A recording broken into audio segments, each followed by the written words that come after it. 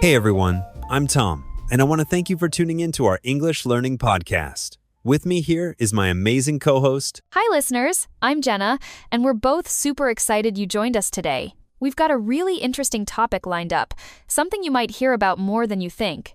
Injuries. That's right, Jenna. Injuries come up all the time in conversations, whether it's a sprained ankle or just bumping into a desk. We'll break down some vocabulary and real-life scenarios. And we'll definitely share some of our own stories along the way. So, let's dive in and learn how to talk about injuries in English. So, when people talk about injuries, words like bruise, sprain, and cut come up a lot. I still remember learning the difference between a sprain and a strain. Easy to mix up. Oh, totally! A sprain usually happens when you twist a joint, like your ankle, but a strain is more about pulling a muscle. I once mixed those up at the doctor's office and got a confused look. Happens to the best of us. And then there's fracture, which is just a fancy word for a broken bone. Sometimes people say, I broke my arm. But doctors might say, you have a fracture. Exactly. And hearing these words in movies or TV can help. Next time someone mentions a bruise, just know they mean that purple or blue mark you get after bumping into something. Let's say you've hurt yourself. How do you tell someone? You might say, I twisted my ankle, or I scraped my knee. The verbs are pretty important here. Yeah, verbs like hurt, injured, broke, and sprained come up all the time. When I was little, I always said, I hurt my arm.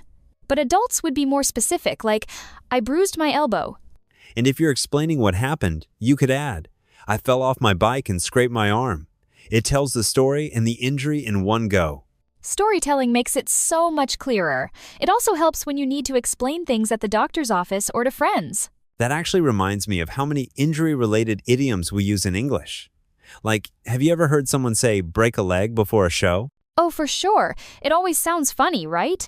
We're wishing someone good luck, not actually hoping they get hurt. And then there's pain in the neck, meaning something or someone is really annoying. And twist someone's arm just means convincing them to do something, not actually hurting them. These phrases can be confusing if you take them literally. Exactly. So if you hear these in conversation, remember, they're just expressions, not real injuries. Funny you say that, because sometimes people explain how they got injured with phrases like, I slipped on ice, or I tripped over my own feet. Yeah, or even, I ran into a door. I feel like we've all had those embarrassing moments. The word accidentally pops up a lot too. It helps show it wasn't on purpose. Right. And if you want to be clear, you might say, I accidentally cut my finger while chopping vegetables. It's a good way to explain it wasn't intentional. Those kinds of details really help paint the picture, especially when you're trying to tell a story in English. Now, after an injury, you might end up needing to see a doctor or visit a hospital. There's some specific vocabulary there too. Absolutely. Words like appointment, x-ray, and stitches come up a lot. I still remember being nervous and forgetting the word prescription when I needed medicine after a bad fall. And it's super helpful to know how to describe your pain, like, it hurts when I walk, or my wrist is swollen. That way, the doctor knows how to help you. If you ever find yourself in that situation, just remember, even simple descriptions are better than nothing. Doctors are used to all kinds of explanations. Speaking of pain, people often use words like sharp, dull, or throbbing to describe it.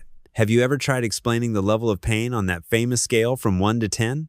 Oh my gosh, yes. The nurse always asks, how bad is it? And I never know if my 7 is someone else's 3. But saying, it's a mild pain, or it's really severe, can help get the point across. Exactly, and if you want to sound more natural in English, using those adjectives makes a big difference. It tells people how you're really feeling. It does, and honestly, it takes practice. Even native speakers sometimes struggle to describe pain exactly. After an injury, people often say things like, I'm on the mend, or I'm recovering. Hearing I'm feeling better is always a good sign. And if someone asks, how's your leg? You might answer, it's healing slowly, or even almost back to normal. These are phrases I use after a cold too, not just injuries. That's a great point. English has lots of ways to talk about getting better, whether it's from a broken bone or just a minor scrape. No matter the situation, a simple, thanks for asking, I'm improving, always works. It's polite and keeps the conversation going. I've had friends get hurt, and sometimes it's tough to know what to say. Classic phrases like, "Are you okay?" or "Do you need anything?" are really common. Definitely. And sometimes just saying, "Let me know if I can help," goes a long way. I remember someone brought me soup after I twisted my ankle. It meant a lot. That's really sweet. Even a simple "take care" or "hope you feel better soon" makes people feel supported. It does. These small gestures and words can really help, especially when someone's feeling down after an injury. After all this talk about injuries, it's probably worth discussing ways to stay safe. Even simple advice like watch your step or wear a helmet can prevent a lot of pain. I couldn't agree more. Just last month, I slipped on wet stairs because I wasn't paying attention. A little caution could have saved me a bruised knee. Yeah, we all have those moments. And honestly, most people appreciate a gentle reminder, especially if you say it in a caring way. It's true. Sometimes it's the small safety tips that stick with us the most. So, to wrap things up, we've covered common injury words, helpful phrases, and even some idioms. Hopefully, everyone feels more confident talking about injuries in English now. I hope so too, because injuries happen to all of us. If you ever need to see a doctor, help a friend, or just understand a movie scene, these words will definitely come in handy. And don't forget, mistakes happen, even with language. The important thing is to keep practicing and ask questions when you're stuck. We're always here to help, and we love hearing your questions and stories about learning English. Thanks so much for joining us today. We hope you learned something useful and had a little fun along the way. If you enjoyed the episode, don't forget to subscribe to our channel. That way, you'll never miss out on new topics or vocabulary tips. And if you have suggestions for future episodes, send them our way. We love making this podcast with you in mind. Take care, everyone. Stay safe, and we'll catch you in the next episode of the English Learning Podcast.